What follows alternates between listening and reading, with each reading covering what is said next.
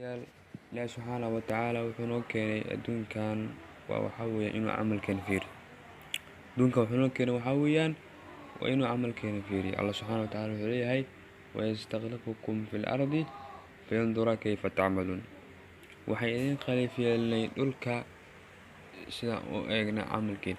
Sidaa daraaddeed Ilaahay subxaanahu wa tacaala si u fiiriyo acmaashiin waxaa sameynaysaan ayuu Ilaahay inoo keenay adduunkan daaru dunya. Sidaa daraaddeed waxaa marka loo baahan yahay inaan camalkeena iska hagaajino, iska qurxino. Allah subxaanahu wa tacaala soo mu'miniinta la hadlayo wuxuu leeyahay yaa ayuha aladiina aamanuu ittaqullaha waltandur nafsun maa qaddamat liqad.